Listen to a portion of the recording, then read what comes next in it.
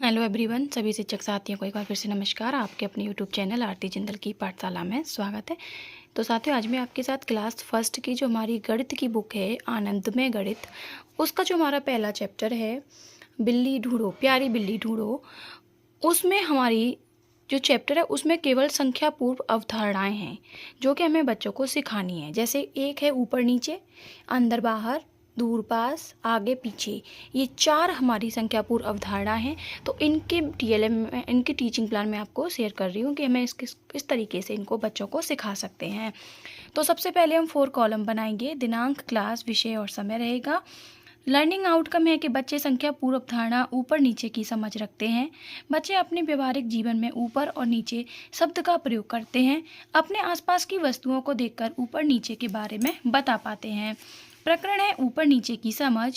सीखने सिखाने की सहायक सामग्री है कि बाल कविता, चित्र चार्ट, पोस्टर, चौक डस्टर, श्याम पट्ट, कार्य पुस्तिका, टीएलएम आदि।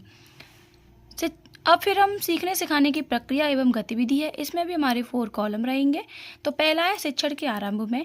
तो शिक्षण के आरंभ में बच्चों को एक कविता कराएंगे तथा कविता से जुड़े प्रश्न पूछेंगे।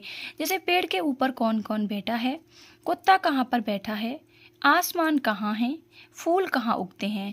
इस तरह बच्चों को प्रकृति से जोड़ेंगे। तो हमारी ये कविता जो है वो हमने यहाँ पर लिखी हुई है, तो वो हम कविता देख लेते हैं। कौवा पेड़ के ऊपर बैठा, कांव कांव बोले, कुत्ता पेड़ के नीचे बैठा, भौं भौं भूके। ऊपर ऊंची डाल पर बंदर देखो कैसे कूदे, नीचे देखो जमीन पर मेंढक देखो कैसे फुदके। चील ऊंचे आसमान में बादल संग खेले, नीचे सतरंगी तितली फूलों का रस चूसे। इस तरीके से हम बच्चों को चित्र दिखाने के बाद में ऊपर और नीचे की समझ आसानी से विकसित करा सकते हैं। इसके अलावा एक और कविता है कि पेड़ के ऊपर पक्षी बैठे, नीचे आया सांप, पक्षी सारे ऊपर उड़ गए, नीचे रह गया सांप। इससे भी हमने कुछ क्वेश्चन बनाए हैं। जैसे पेड़ के ऊपर क्या क्या है, पेड़ के नीचे कौन आ गया, पेड़ पर बैठे पक्षी कहाँ उड़ गए, पक्षी नहीं उड़ते तो सांप क्या करता, तुम पेड़ पर होते तो क्या करते। इस तरीके से करने के बाद अब हम बात करेंगे शिक्षण के दौरान। समय रखा है 20 मिनट। आकलन का तरीका है अवधारणा। तो शिक्षिका बच्चों को ऊपर नीचे के चित्र चार्ट के माध्यम से समझाएंगी। इसमें एक गतिविधि कराएंगे कि शिक्षिका कुछ सामान जैसे चौक, डस्टर, किताबें आदि को अपने पास मेज पर रखेंगी तथा सभी बच्चों को ऊपर नीचे के बारे में समझाएंगी। जैसे अब एक बच्चे को बुलाकर गतिविधि कराएंगी कि अगर मैं आपको डस्टर मेज के नीचे रखने को कहूँ तो आपको डस्टर मेज के नीचे रखना है। शिक्षिका स्वयं भी बच्चों को करके दिखाएं। अब शिक्षिका बच्चों से पूछें कि क्या आप चौक को मेज के नीचे रख सकते हैं।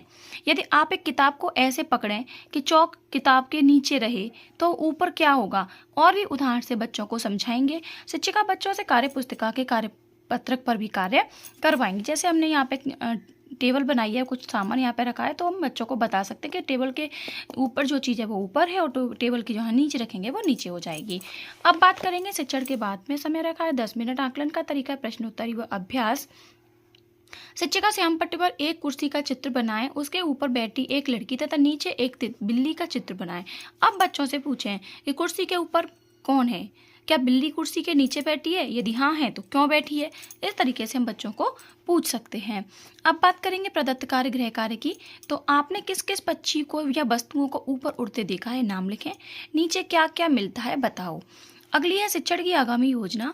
तो शिक्षिका शिक्षण के दौरान आने वाली कठिनाई तथा फीडबैक के आधार पर नए तरीके से टीएलएम व शिक्षण योजना बनाकर समझाने का प्रयास करेंगी। तो ये हमारी आज की शिक्षण योजना है। आई होप आपको वीडियो पसंद आई होगी। अगर वीडियो पसंद आई हो और आपको अगर हेल्पफुल लगी हो तो प्लीज़ वीडियो को लाइक करें, चैनल को सब्सक्राइब कर लें, जिससे सारी वीडियोज़ आपको एक ही पेज पर, एक ही चैनल पर मिल जाएँ। तो तब तक के लिए धन्यवाद। मिलते हैं नेक्स्ट वीडियो में। तब तक के लिए बाय बाय।